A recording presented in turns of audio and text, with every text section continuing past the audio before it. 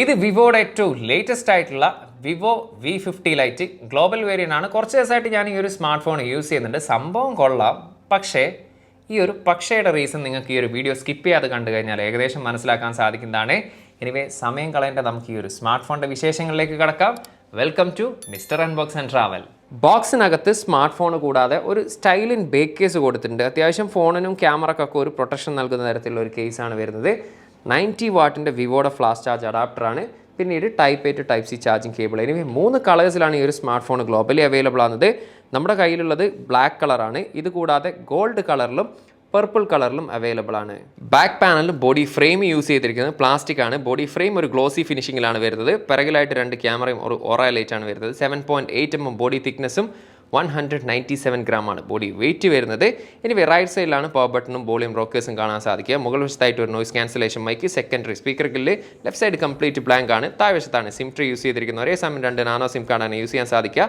Memory card option ഇല്ല. Internal mic, type C charging port, speaker grill, ഇത്രയും കാര്യങ്ങളാണ് നമുക്ക് ഒറ്റ നോട്ടത്തിൽ ഡിസൈനിൽ കാണാൻ സാധിക്കുന്നതെങ്കിൽ ബിൽഡ് ക്വാളിറ്റിയുടെ കാര്യം എടുത്തു കഴിഞ്ഞാൽ മിലിറ്ററി ഗ്രേഡ് സർട്ടിഫൈഡോട് കൂടിയിട്ടുള്ള സ്മാർട്ട് ഫോണാണ്. അതുകൂടാതെ IP65 റേറ്റഡോട് കൂടിയിട്ടുള്ള water and dust resistance smart phone കൂടിയാണിത്. ഡിസ്പ്ലേ വരുന്നത് 6.77 ഇഞ്ചിൻ്റെ AMOLED ഡിസ്പ്ലേ ആണ്. 120 Hz ആണ് റിഫ്രഷ് റേറ്റ്. ഫുൾ HD+ ആണ്. റെസൊല്യൂഷന് 1800 nits ആണ് ഇതിൻ്റെ മാക്സിമം ബ്രൈറ്റ്നസ് ലെവൽ വരുന്നത്. അതുകൊണ്ട് തന്നെ വെളിയിലൊക്കെ പോയാൽ തന്നെ കാര്യങ്ങളൊക്കെ നമുക്ക് ഇതിൽ നല്ല രീതിയിൽ റീഡ് ചെയ്യാൻ സാധിക്കുന്നുണ്ട്.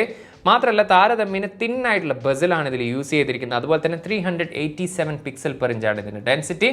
അത്യാവശ്യം ഷാർപ്പായിട്ടുള്ള ഡിസ്പ്ലേ ആണ്. അതുപോലെ തന്നെ നല്ല വൈബ്രൻ്റ് ആയിട്ടുള്ള കളർഫുൾ ആയിട്ടുള്ള വിഷ്വൽസും കാര്യങ്ങളൊക്കെ നമുക്ക് ഇതിൽ ആസ്വദിക്കാൻ സാധിക്കുന്നുണ്ട്. ഇൻ ഡിസ്പ്ലേ ഫിംഗർ പ്രിന്റ് സ്കാനറോട് കൂടിയിട്ടുള്ള ഡിസ്പ്ലേ ആണ്. ഒപ്റ്റിക്കലാണ് സെൻസർ യൂസ് ചെയ്തിരിക്കുന്നത്. ആ ഒരു ഫിംഗർ സ്കാനറും അത്യാവശ്യം ഫാസ്റ്റ് ആയിട്ട് തന്നെ നമുക്കിതിൽ വർക്ക് ചെയ്യുന്ന കാണാൻ സാധിച്ചിട്ടുണ്ട്. MediaTekന്റെ Dimensity 6300 5G പ്രോസസ്സറാണ് ഈ ഒരു സ്മാർട്ട് ഫോണിൽ യൂസ് ചെയ്തിരിക്കുന്നത്. 6 nm ടെക്നോളജിയിൽ ഒക്ടാ കോറിൽ 2.4 GHz ആണ് ക്ലോക്ക് സ്പീഡ്.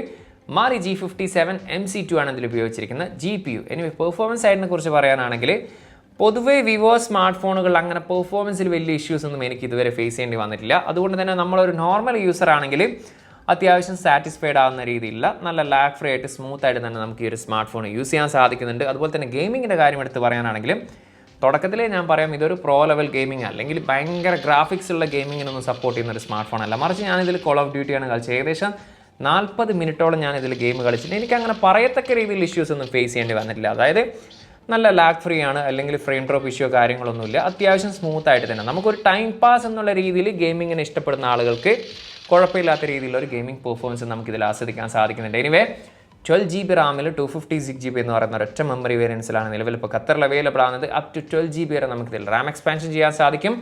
LPDDR4X ആണ് റാം ടൈപ്പ് എങ്കിൽ UFS സ്റ്റോറേജ് ടൈപ്പ് വരുന്നത് 2.2 ആണ് വരുന്നത്.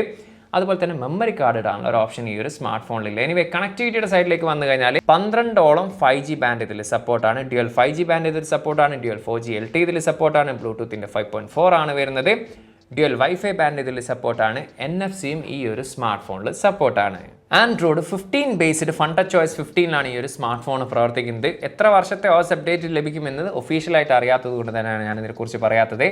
ഇനി സ്വാഭാവികമായിട്ടും bloatwares, hardwares, app suggestions, game suggestions തുടങ്ങിയിട്ടുള്ള കാര്യങ്ങളൊക്കെ നമുക്ക് ഈ ഒരു വിവോയുടെ സ്മാർട്ട് ഫോണിൽ കാണാൻ സാധിക്കും. പക്ഷേ നമുക്ക് വേണ്ടാത്തതൊക്കെ നമുക്കിതിൽ അൺഇൻസ്റ്റാൾ ചെയ്ത് കഴിഞ്ഞാൽ അത്യാവശ്യം നീറ്റ് ആൻഡ് ക്ലീൻ ആയിട്ടുള്ള യൂസർ ഇൻ്റർഫേസ് ആയിട്ട് വരുന്നതാണ്. എനിവേ ഈ ഒരു ബോക്സിന് മുകളിലായിട്ട് കംസ് വിത്ത് AI എന്ന് എഴുതിയ പോലെ തന്നെ ചില AI ഫീച്ചേഴ്സൊക്കെ നമുക്കിതിലും കാണാൻ സാധിക്കും. AI എറേസ്, അതായത് നമ്മുടെ ഫോട്ടോസിലുള്ള അൺവാണ്ടഡ് ഒബ്ജക്റ്റ് ഒക്കെ നമുക്കിത് റിമൂവ് ചെയ്യാനും അതുപോലെ തന്നെ ഗൂഗിൾ ജെമിനി ആയിട്ട് റിലേറ്റ് ചെയ്തിട്ടുള്ള ഒത്തിരി AI ഫീച്ചേഴ്സ് ഒക്കെ നമുക്ക് ഈ ഒരു സ്മാർട്ട് ഫോണിലും കാണാൻ സാധിക്കുന്നുണ്ട്. അപ്പോൾ ഓവറോൾ ഹാർഡ്വെയർ ആൻഡ് സോഫ്റ്റ്വെയർ എക്സ്പീരിയൻസിലും ഒരു ഡീസെൻ്റ് എന്നുള്ള രീതിയിലാണ് എനിക്ക് ഫീൽ ചെയ്തിട്ടുള്ളത്. ഏറ്റവും പോസിറ്റീവായിട്ട് തോന്നിയിട്ടുള്ള ഒരു ഘടകം എന്ന് പറയുന്നത് ബാറ്ററി തന്നെയാണ്. 6500 mAh ബാറ്ററിയും 90 വാട്ടിൻ്റെ ചാർജറാണ് നമുക്ക് ഇതിനോടൊപ്പം ലഭിക്കുന്നത്. അത് ഉപയോഗിച്ചുകൊണ്ട് 0 to 100 വെറും 55 മിനിറ്റ്സിനുള്ളിൽ നമുക്കിത് ചാർജ് ചെയ്യാൻ സാധിക്കുന്നതാണ്. എനിവേ എൻ്റെ ഒരു പേഴ്സണൽ എക്സ്പീരിയൻസിൽ നമ്മൾ എത്ര ഹെവി യൂസ് ചെയ്താലും ഒരു ദിവസത്തിന് മുകളിൽ ഈസി ആയിട്ട് ഈ ഒരു സ്മാർട്ട് ഫോൺ എനിക്ക് യൂസ് ചെയ്യാൻ സാധിച്ചിട്ടുണ്ട്. അതല്ല നമ്മളൊരു നോർമൽ യൂസേജ് ആണെങ്കിൽ ഏകദേശം 2 ദിവസത്തിനോ അല്ലെങ്കിൽ 2 ദിവസത്തിന് മുകളിൽ ഈ ഒരു സ്മാർട്ട് ഫോൺ നമുക്ക് യൂസ് ചെയ്യാൻ സാധിക്കുന്നതാണ്. ഡ്യുവൽ സ്റ്റീരിയോ സ്പീക്കേഴ്സാണ് ഈ ഒരു സ്മാർട്ട് ഫോണിൽ വരുന്നത്.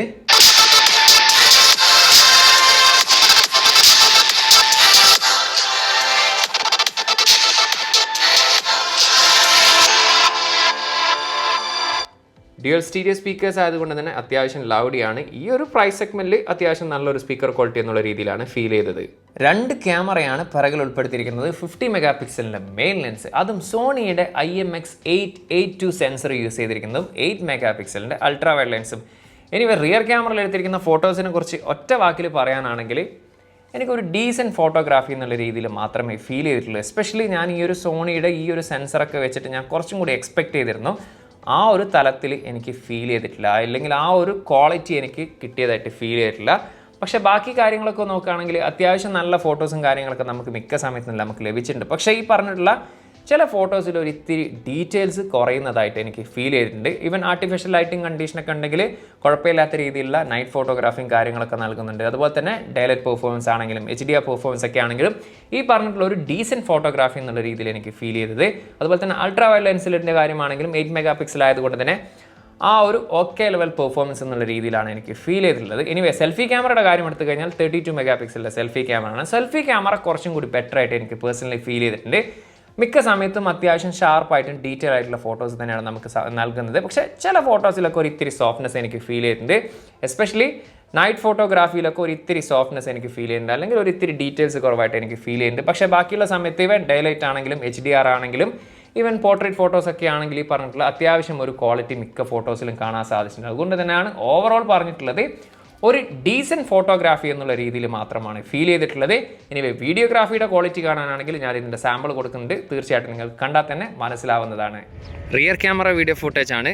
Full HD 60 frame per second ആണ് മാക്സിമം വീഡിയോ റെസൊല്യൂഷൻ വരുന്നത്.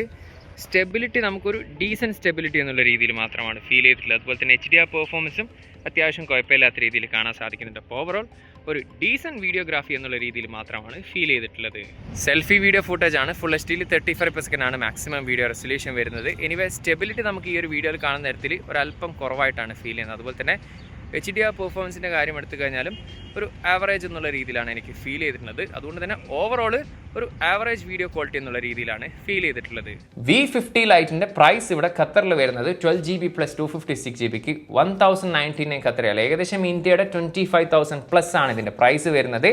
എനിവേ നിങ്ങൾ ഈ ഒരു സ്മാർട്ട് ഫോൺ ഖത്തറിൽ നിന്നാണ് വാങ്ങുന്നതെങ്കിൽ, ഒഫീഷ്യൽ ഡിസ്ട്രിബ്യൂട്ടറിൻ്റെ സ്മാർട്ട് ഫോണാണ് വാങ്ങുന്നതെങ്കിൽ ഓൾ ഓവർ GCC ഇതിന് നിങ്ങൾക്ക് വാറണ്ടി ലഭിക്കുന്നതാണ്.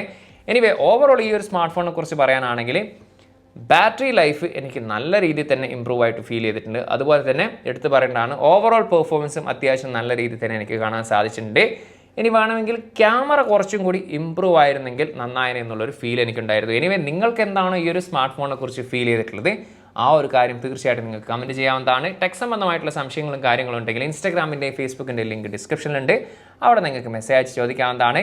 ഇതുപോലുള്ള ടെക് സംബന്ധമായിട്ടുള്ള വിഷയങ്ങളും ഇൻട്രസ്റ്റ് ഉള്ളവരൊക്കെ ആണെങ്കിൽ ചാനൽ ഇതുവരെ സബ്സ്ക്രൈബ് ചെയ്തിട്ടില്ലെങ്കിൽ ചാനൽ സബ്സ്ക്രൈബ് ചെയ്യുന്ന കാര്യം കൂടി ഒന്ന് പരിഗണിച്ചോളി. അപ്പം മറ്റൊരു പുതിയൊരു വീഡിയോയിൽ കാണാമെന്ന പ്രതീക്ഷയിൽ തൽക്കാലം ഞാൻ ഇവിടെ പറയുന്നു. സെയ്ദ് ഇർഷാദ്.